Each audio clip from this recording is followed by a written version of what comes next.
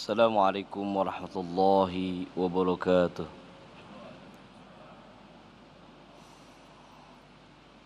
A'udzu billahi minasy syaithanir rajim.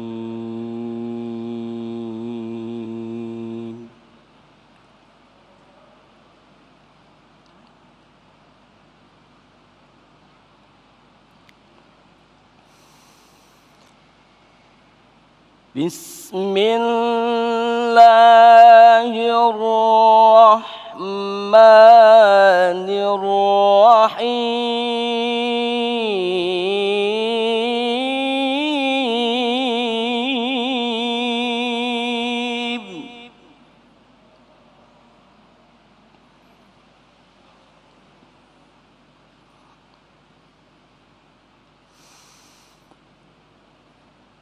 Lillahi ma fis samawati wa ma fil ardh.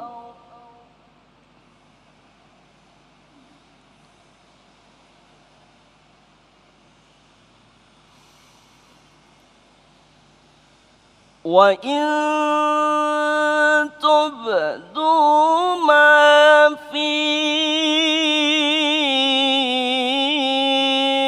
anfusikum aw tukhfuhu yuhasibkum bihi Allah.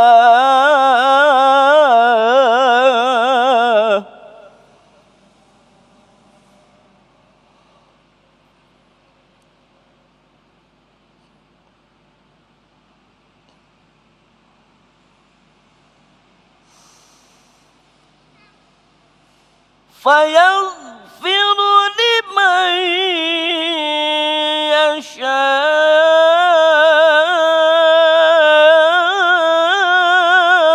ويعذب من يشاء.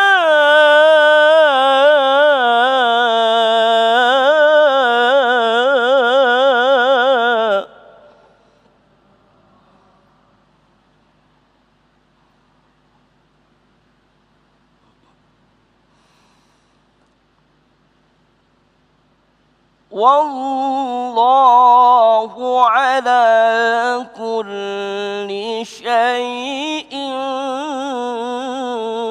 قدير.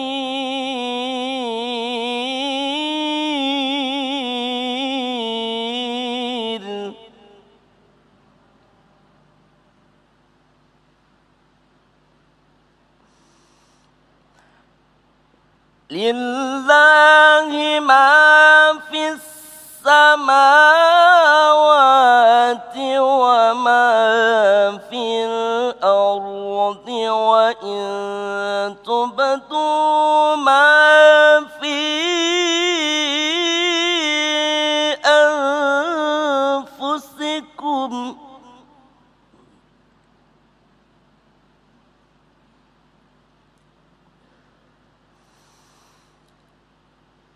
وإن تبدوا ما في أنفسكم أو تخفوه يحاسبكم به الله.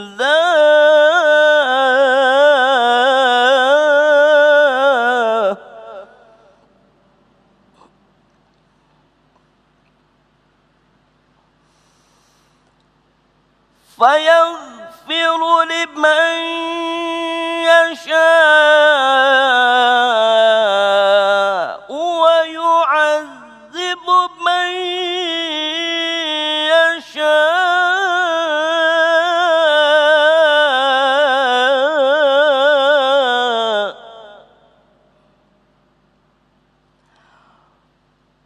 والله على كل شيء قدير.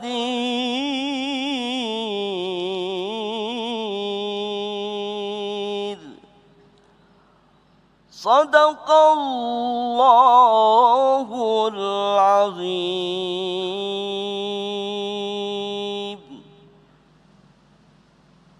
Assalamualaikum warahmatullahi wabarakatuh. Assalamualaikum warahmatullahi wabarakatuh. Alhamdulillahirabbil alamin, hamdan syakirin, hamdan na'imin. Allahumma salli ala Sayyidina Muhammad wa ala ali Sayyidina Muhammad. Segala puji bagi Allah, pemirsa, kita kembali dipertemukan dalam Majelis Ilmu Damai Indonesiaku spesial Ramadan. Kita hadir setiap hari untuk mengkaji bersama-sama ilmu dan juga insya Allah akan mempertebal keimanan kita. Tema yang akan kita angkat pada kesempatan siang hari ini yaitu tema yang insya Allah akan kembali menguji ketebalan ketauhidan kita, yaitu hanya Allah lah tempat bergantung.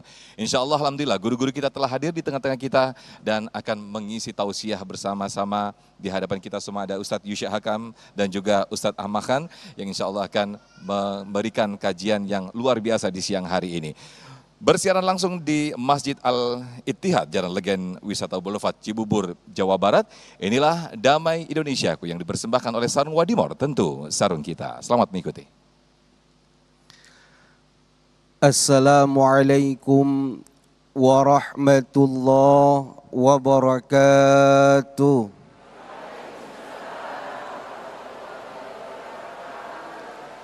Alhamdulillah. Alhamdulillahilladzi faddala Ramadana ala sairi syuhuri biinzalil Qur'an.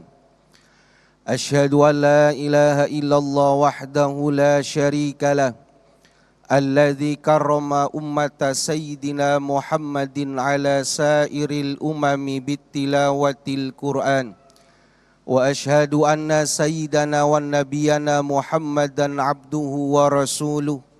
An-natiku bil fasahati wal balagati wal hikmati wal bayan. Allahumma salli wa sallim wa karim wa ta'zim ala sayyidina Muhammad wa ala alihi wa ashabihi bi'adadi asraril Qur'an, amma ba'du. Hadratal mukarramin, para alim ulama, para guru, para sepuh, tokoh masyarakat, wabil khusus salam hormat, salam takzim, salam mahabbah sama-sama kita sampaikan kepada guru kita yang mulia Al-Mukarram wal Muhtaram Al-Ustadz Ahmad Khan. Mudah-mudahan Allah senantiasa menjaga beliau, Mas Sofyan dan segenap DKM Masjid Jami Al-Ittihad Cibubur Bogor, bapak-bapak, ibu-ibu dan para pemirsa setia Damai Indonesiaku dimanapun Anda berada. Alhamdulillah, kita bersyukur kepada Allah, kita masih berada di bulan suci Ramadan. Sekarang puasa yang keberapa, Ibu? Halo? Sebentar lagi kita lebaran ya? Masih lama apa? Masih lama, masih 24 hari lagi. Kita berdoa kepada Allah, mudah-mudahan Allah memberikan kekuatan kepada kita untuk bisa menjalankan ibadah puasa Ramadan sampai dengan akhir nanti. Amin ya Rabbal. Hadirin jamaah yang dimuliakan Allah, bulan Ramadan bukan hanya dikenal dengan sebutan Syahrus Siyam, bulan di mana Allah mewajibkan buat kita untuk berpuasa. Bulan Ramadan bukan hanya saja dikenal dengan sebutan Syahrul Qiyam, bulan di mana Allah menganjurkan kepada kita untuk lebih banyak berdiri, baik melakukan ibadat sholat sunnah tarawih, sholat witir, sholat tahajud, qiyamul lail dan lain sebagainya. Tapi bulan Ramadan juga disebut dengan bulan Syahrul Quran, bulannya Al-Quran. Sehingga banyak ulama-ulama kita mengikuti dari Nabi dan para sahabat, kalau datang bulan Ramadan mereka fokus baca Al-Quran. Nah, sekarang apa kaitannya Ustadz? Al-Quran dengan tema kita siang hari ini menggantungkan segala urusan kita hanya kepada Allah. Apa kaitannya? Ada seorang ulama namanya Ibnul Jauzi, Ibu. Beliau menulis satu kitab namanya Fununul Afnan fi Ulumil Quran. Di dalam kitab itu Imam Ibnul Jauzi bercerita, ada seorang ulama yang sepanjang hidupnya meneliti Al-Quran. Al-Quran dibaca dan diteliti. Tapi yang yang menarik yang diteliti oleh ulama itu bukan ayat Al-Quran.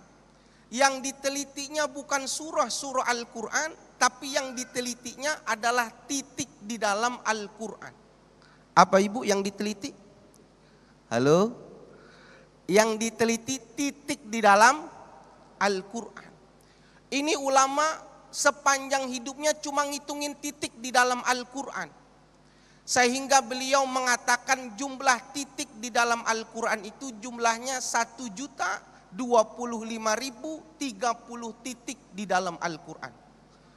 Bapak, ibu, pemirsa yang gak percaya nanti selesai acara pulang ke rumah buka Al-Quran. Ibu pulang buka Al-Quran, teliti hitung satu-satu, barangkali tadi salah penelitiannya. Tapi kalau malas udah kita percaya aja, titik dihitungin ibu sepanjang hidup. Beliau mengatakan titik yang pertama itu ada pada huruf ba, pada lafaz Bismillahirrahmanirrahim. Sehingga beliau mengatakan ini sebuah isyarat buat kita, bila kita melakukan segala sesuatunya, maka hadirkan Allah di dalam perbuatan kita dan gantungkan harapan semata-mata hanya kepada Allah Subhanahu. Gantungkan amal kita, gantungkan hajat kita, keinginan kita hanya kepada Allah. Ada Al-Quran ibu, surah di dalam Al-Quran ini mas surah gacoan kita ini.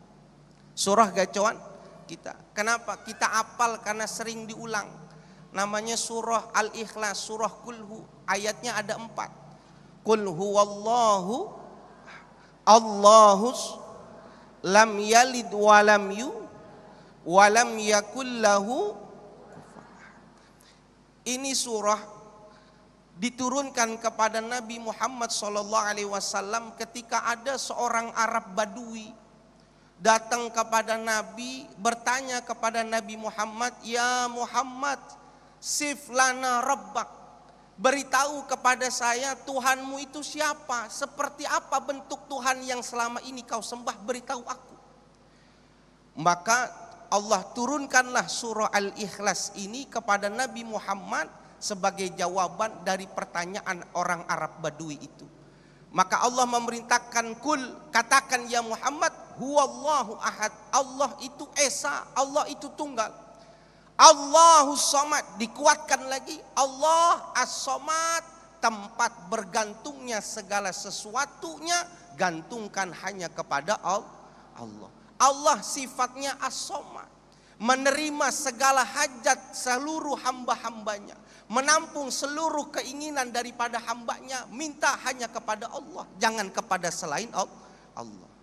Maka satu ketika Nabi sedang berboncengan dengan sahabat yang masih muda, sahabat Ibnu Abbas, maka Nabi berpesan kepada sahabat Ibnu Abbas, ihfazillaha yahfazak, ihfazillaha tajidhu tujahak, wa idza sta'anta fasta'in billah. Wahai Ibnu Abbas, jagalah tuntunan agama Allah, jagalah ajaran-ajaran agama Islam, insya Allah kau dapati Tuhan berada di hadapanmu. Jagalah tuntunan agama Islam, insya Allah kau dilindungi oleh Allah Subhanahu wa ta'ala. Wa idza sta'anta fasta'in billah, bila kau berharap, kau meminta, mintalah hanya kepada Allah, jangan kepada selainnya. Pada hadis ini pula diceritakan Allah memberikan gambaran, Rasulnya memberikan gambaran, seandainya berkumpul manusia, makhluk-makhluk Allah, jin ataupun manusia, ingin mendatangkan keburukan kepada dirimu, maka tidak akan sampai keburukan itu kepada dirimu kecuali atas izin dan kehendak Allah Subhanahu wa ta'ala. Begitu pula apabila ada orang yang ingin datang memberikan kemanfaatan pada dirimu, gak akan bisa memberikan kemanfaatan kecuali atas izin dan kehendak Allah juga. Kalau begitu buat apa kita minta kepada makhluk kalau ternyata yang maha memberikan itu adalah Allah. Tapi saya mau tanya ini ibu, jujur, bapak, hadirin, jujur jawab nih, tidak ada dusta di antara kita. Kalau ada masalah, yang pertama kali kita ingat Allah apa makhluknya? Halo, ini udah sahur semuanya ini? Kalau kita punya masalah, yang kita ingat pertama Allah apa makhluknya. Lah itu buktinya kalau dalam keadaan kepepet lagi bingung, yang pertama kita lakukan ngeluarin handphone, bingung mau WhatsApp ke siapa. Wah pepet, siapa nih yang bisa di WhatsApp nih? Kenapa kita nggak diam sejenak, duduk sejenak, minta petunjuk Allah, berdoa kepada Allah. Nauzubillah min zalik. Coba kalau lagi pulang nanti pengajian tiba-tiba sendal hilang.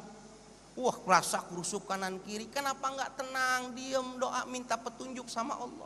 Kalau memang udah rizkinya pasti ada. Oleh karena itu gantungkan, minta hanya kepada Allah. Ketika Allah sudah mengatakan dirinya as-somad, maka Nabi mengatakan fa innallaha yuhibbu ayyus'al, maka Allah cinta ketika hambanya mau meminta kepadanya. Mintalah kepada Allah subhanahu wa ta'ala, insya Allah Allah akan mengijabah dari seluruh keinginan-keinginan kita. Amin ya rabbal alamin. Amin, amin ya rabbal alamin. Terima kasih Ustadz Yusya Hakam telah memberikan pencerahan dan juga muqaddimah kepada kita semuanya, sekaligus mengingatkan kembali kepada kita semuanya bahwa segala urusan, segala apa yang ada di dalam kehidupan ini, kita gantungkan urusan kita kepada Allah subhanahu wa ta'ala. Lantas pertanyaannya, apakah dampak lalu juga apakah akibat setelah kita menggantungkan segala kehidupan dan juga urusan kita kepada Allah subhanahu wa ta'ala? Insya Allah jawabannya akan disampaikan oleh Ustadz Ahmad Khan di segmen berikut ini. Tetaplah di Damai Indonesiaku spesial Ramadan. Sesaat lagi kami akan kembali.